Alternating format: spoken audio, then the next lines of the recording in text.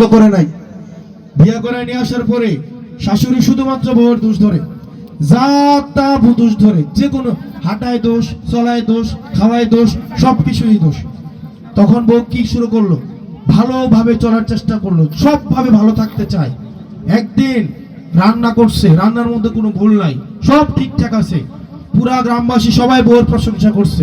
তখন শাশুড়ি তো দোষ, শাশুড়ির অভ্যাসই কি দোষ ধরা। তখন শাশুড়ি কয় কি, এত ভালো ভালো না, মানে দোষ যেহেতু ধরতেই হবে, কোনো না একটা দোষ বার করতেই হবে নাকি। হাসান আব্দুল্লাহর কোনো দোষ খুঁজে পায় না, কারণ তার লগে চাঁদাবাজ ধান্দাবাজ নাই, সে চাঁদাবাজদের উপরে নির্ভর করতেছে না। এখন একটা দোষ খুঁজে বের করছে।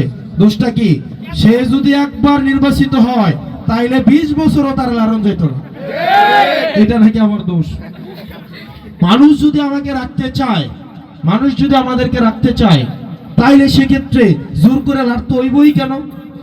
মানে একটা অযোগ্য অদক্ষ একটা মানুষকে আমরা সমর্থন দেব, কিন্তু তার সমর্থন দেওয়া যাবে না, ঠিক কিনা? ঠিক কিনা?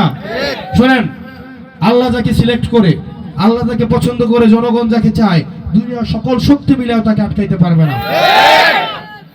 ঘরে ঘরে জোয়ার উঠেছে, মানুষ নিজে এসে খাটছে, চাকরি থেকে ছুটি নিয়ে আসছে, ঢাকা থেকে ইউনিভার্সিটি বন্ধ নিয়ে আসছে, অনেকে বিদেশ থেকে ছুটি নিয়ে আসছে মালিকের সাথে ঝগড়া করে, শুধুমাত্র হাসনাত আব্দুল্লাহর সাপলা করে নির্বাচন করার জন্য।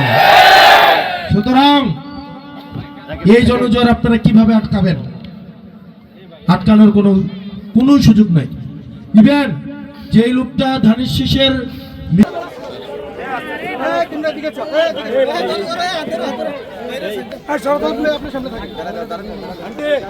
চেষ্টা করেন, কিন্তু আপনারা